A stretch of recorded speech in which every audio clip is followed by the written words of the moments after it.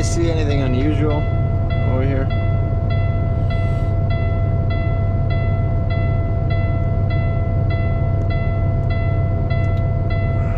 The low pressure, that's okay. I have a small leak I have to fix that. Overnight I lose pressure, but the new development that happened yesterday was this CEL, check engine light, and time now is 10 to 8 local time, because now I am on Central Time, and behind my window is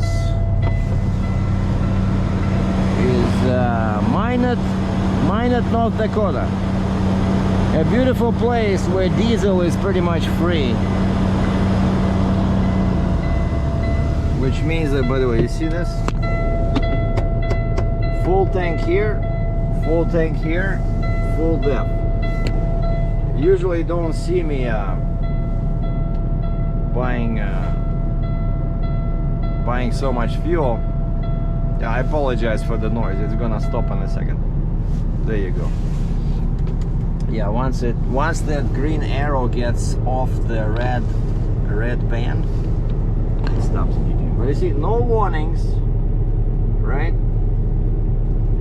No errors, according to, like, these are just useless.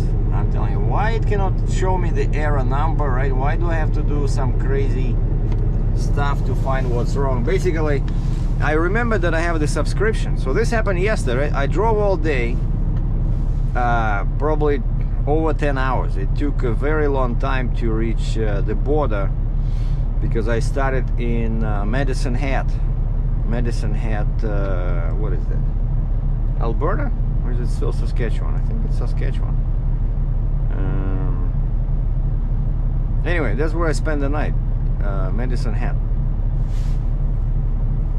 Then I stopped in Swift Current, and then I drove basically east on Highway 1 in Saskatchewan. Then I took Highway 39 south. It's very cold today. Oh, it feels like super cold, but it's only -2, so like 29 F. And so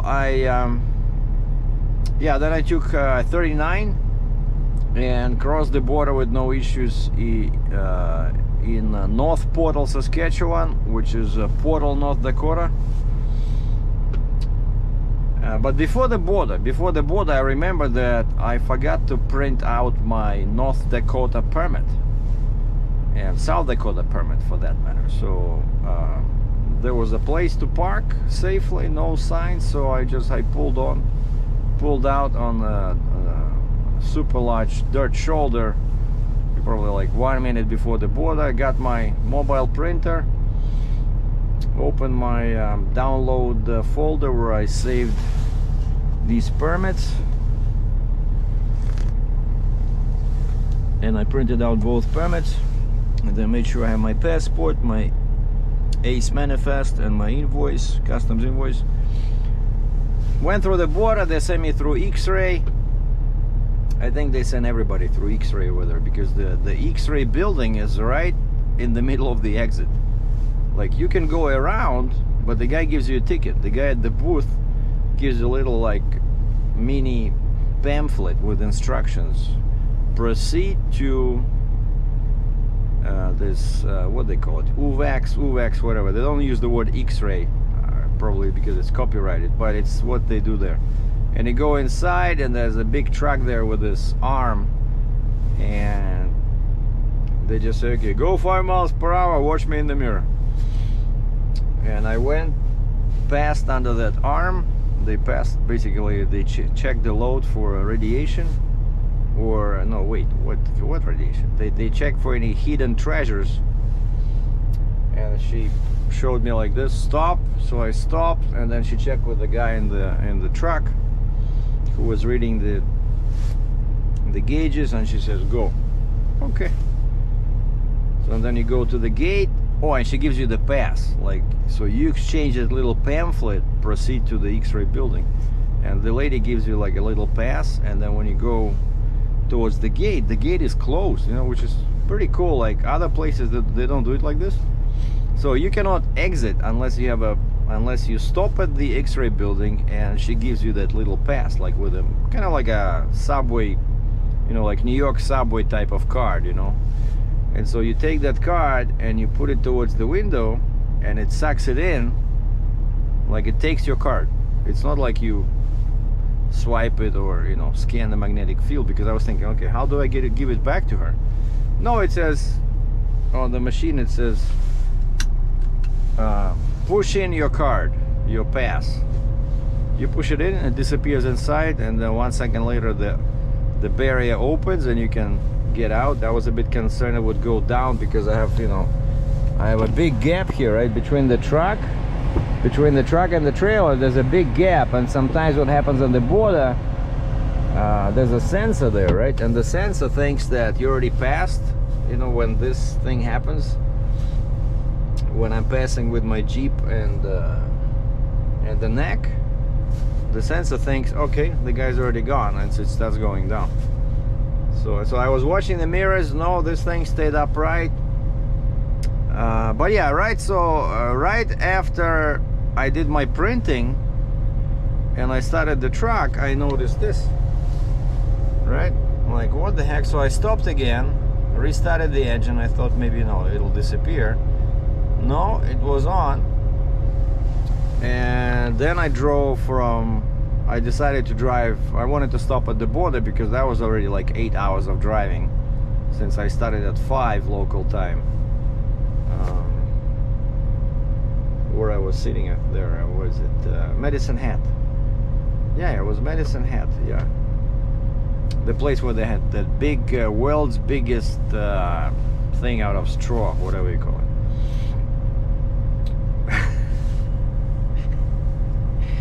Not straw, sticks, you know, like those Yakuty, you know, in Russia they build these mini homes, you know, with sticks and animal skin.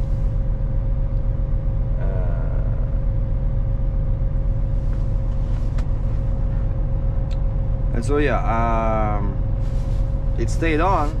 I checked my oil, I checked my I thought, you know, sometimes this can happen when you have water in the fuel, but very unlikely. So 9 cases out of 10, this BS has something to do with this, with the DEF, and by that I mean with the emission system. And that's why in Alberta, you know, they have warnings at the dealer, right? I was laughing at this because you don't see it anywhere else, like where the dealer posts a notice saying that if your truck has been deleted, you have to let us know before we start the work. Because that's the reality, that everybody in Western Canada deletes the emission system, which of course is illegal, but they have too many of this, you know, when it gets cold. And so I'm pretty sure it's something to do with DEF. And so lucky for me, across the street there's Freightliner, which is also a Western Star. And so I know, I'm not sure about Freightliner, but I know Western Star for sure has Cummins. You can buy them with the Cummins engine, and so they should be able to check my codes. And then right over here there's an international dealer. Actually, a few years ago, this is where I bought my I changed the rims when I had the international truck. Finally, you know, on the back I had steel rims, and it took me like 5 years. Of course, it usually happens right before you decide to sell the truck. So right before I decided to upgrade my rims, and these guys had some good deals, and so I bought some rims, and I got into some hot water at the border. So they gave me a fine because I was supposed to say, you know, it was an American truck. I said, hey, I work for Landstar, I have an American license plate. What, I cannot buy rims in the States? Anyway, but some people were asking about that trial. So yeah, now I'm just waiting. I have 1 minute to go, and I'm gonna try these dealers because they open today on Saturday. I'm gonna see if they can just hook up the computer, tell me what it is. But yeah, that court, I was supposed to go to court in July this year because this is something that happened when? I think it was like March or February. I was hauling that big Volvo 480 or 380. Like I was hauling a Volvo excavator from Maryland to Ottawa, Ontario, and I got a ticket at the scale, too much weight on a couple of axles, and so there was a court. Then it got canceled for some reason with no explanation, and now I think Friday or no, Thursday my lawyer that I hired over there, always hire a lawyer in the same municipality where you got the fine. That's the wisdom. If you remember only that from this little channel, you can save a lot of money. So I hired a lawyer right from that town where the scale is located, because I searched on Google, you know, put in the name of the town, search on Google. Sure enough, there was a couple of law firms. One guy already retired. Hey, I'm in Florida. I'm calling him. He answers the phone, but oh, I retired. I'm in Florida. I'm not sure why that phone number is still up. Call this guy. And that Florida guy gave me this guy, so I called this guy. He says, yeah, I deal with this. And so I sent him $3,000. So you can understand that if somebody's paying a lawyer $3,000 US, that means that it's a serious matter. Basically, yeah, Maryland is nuts. So they gave me a very big ticket, so which of course I'm fighting. And so the court got canceled in July. Like I said, no explanation. We just, both the lawyer and me, we received a letter saying the court is canceled. And I asked the lawyer, I said, what does it mean? Like, am I off the hook or something? He says, no, I haven't filed the motion to dismiss yet. I will do it later. And so now Thursday, he sends me an email. He says, I got a letter saying that the new court date is in January, like this coming January, right? Which means I cannot stay too long in Moscow, Russia, where I'm supposed to go to pick up my new accordion and visit my folks over there. So maybe I'll probably fly from Moscow. I'll fly directly to Maryland. Oh, you know what? Maybe I can drive into US in my car, like I did last time. Go to Newark, New Jersey, in my car, park it there, fly to Russia, then fly back, pick up my car, and then I can go to Maryland in my car. Yeah, I might do that. So that'll be a nice little road trip with some tears in my eyes if they don't let me off. But the guy says, yeah, so he says, here's the date. The date is in January, right around my birthday, which would be a beautiful birthday present in the negative. And he says, I'm gonna file the motion to dismiss tomorrow, which was Friday. So I'm thinking he already filed it. I don't know why he didn't do it before. I asked him before, I said, do this motion to dismiss, which means drop all charges, saying we don't agree with this, right?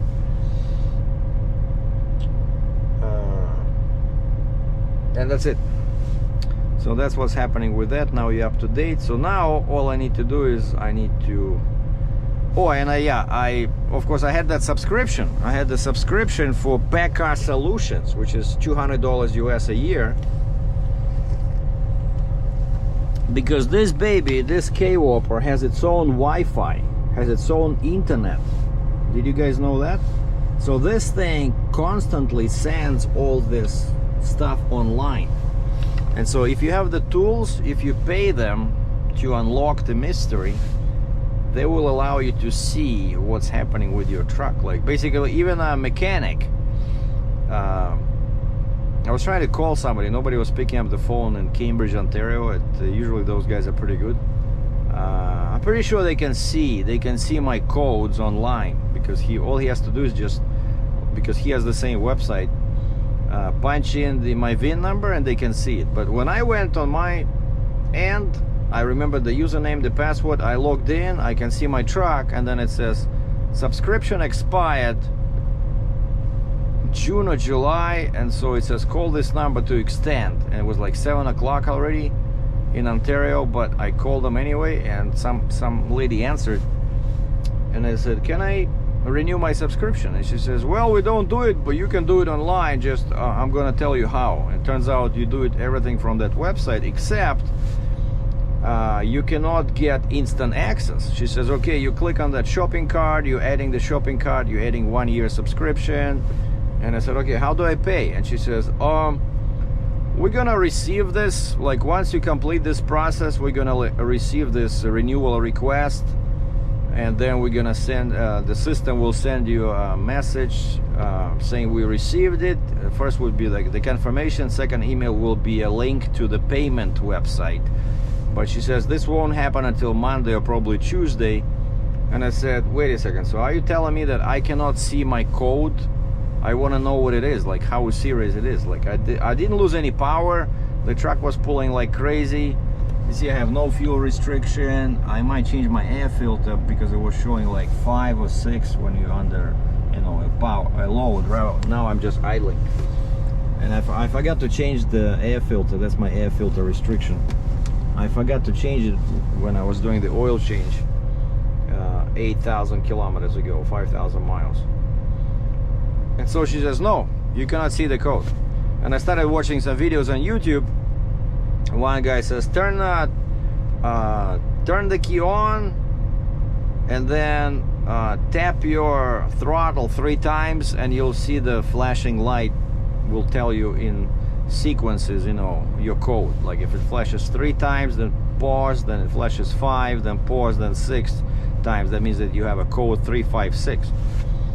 So 3 taps did not work on the throttle. I think I tried like 5, and then I saw a wrench, like a wrench appeared over here to the right, and then to the left a red light started giving me some flashing, you know, hello kind of like, right? But the first number in the video, the guy says it's gonna be 4, and the code is like a 4-digit code, like 4, 5, 6, 7, you know. So I started counting. I only see 3 sequences. Like the first one 8, and then I think it was 6 and 7 or 8, 7, 8, something like that. But only 3 numbers, and it keeps repeating. So I wrote it down, and I go online, and I try to find it. And like I found a website with all Cummins X15 codes, and of course mine is not listed. So it's not listed. I cannot check it unless I go to the dealer. Of course they're gonna charge me for this. Son of a gun. And I asked this lady on from PK Solutions, why nobody emailed me, right? I had no idea. I used it maybe 2 times last year. If I knew this was expiring, I would renew it. I will give you $200 US. Like these guys are just clueless, you know, about marketing. Like normally stuff like this, right? It's either automatic renewal or they send you an email, hey, you know, maybe you want to renew your subscription. Like what if the person forgets, right? I have other fish to fry. And so now it renewed, I cannot see it. So here we go. It's 8:07 local time. So now first let's go to the closest one. By the way, check out that pit over there. I don't know how this guy drives. His bumper is like 3 inches off the ground. But of course that's like a cool looking truck. I like flat roof trucks, and his exhaust pipes are 13.6 because they're level with his trailer. And that must be Canadian guy because he has a Tridem flatbed with a roll tight. Normally local guys, they don't have Tridem trailers, they only have tandem. Well, that guy has a Tridem, but the rear axle is just like a single tie axle, and that's not, that doesn't count. Anyway, so I'm just going to the international dealer next door. If those guys are too busy or they don't have the tool, they don't have the software, then I'll have to go to the Freightliner or Western Star and see what those guys say. If those guys say no, then I'll keep driving. I have to deliver this load, and it's only like 56,000 pounds. I'm not sure why I'm driving a 9 axles, but that's what it is. And I'm talking to another broker that I worked with before. She has 85,000 pounds from US to Ontario, and I said, okay, I can do it, but I have too many axles, so my permits will be like from that down. I think it was like $2,200 US. And there's a deadhead in, you know, to and from, to the shipper, from the consignee. I said I cannot do it for cheap, so I give her a rate. So she says the machine is ready. I said I can be there Thursday, Wednesday. Let me know. So I'll probably know Monday. If that works, like once I deliver this, I'll go to that shipper, load that one, and then I'm gonna take probably at least 1 week off in Ontario, because I'm telling you, whenever even you're sitting somewhere, Alberta, BC, you're not working, but for some reason it doesn't feel like off time, because you're in a foreign territory, you're behind the enemy lines, you know. I only feel relaxed when I'm at home. I drive my Charger, I go to my Starbucks over there where everybody knows me, you know. That feels like home. This, if I sit here for a month, I will still feel the need to go home and spend some time at home, even though I don't have family, I don't have a house, I don't give a heck about that. All right, let's go. See, it's still here. But fuel, oh, look at this. I've been idling for 20 minutes. It's only just over 100 F. Why is that so low? Maybe that might be also the issue, you know. Maybe the, you know, like there's a temperature sensor in the coolant, and there's a whole bunch of sensors here in the DEF tank. There's last time they had to replace, there's one unit that has 3 sensors in it, and they all sit inside the DEF tank. 3 sensors measure the level, the quality of DEF, and the temperature. So if you get a little bit of dirt or water in DEF, you can get this this light. All right. And so the easiest solution is go hook up and tell them to clear the code. I tried to do it myself following some stupid YouTube procedure. It didn't clear anything, but because it was just a random, it might have been some random thing, that once you clear it, I just need, you know, I just need to make things so that I can deliver this and then find another load and deliver that one to Ontario, and then I can give the truck to K-Whopper or those nice British folks in Guelph, Ontario, and they can take care of it.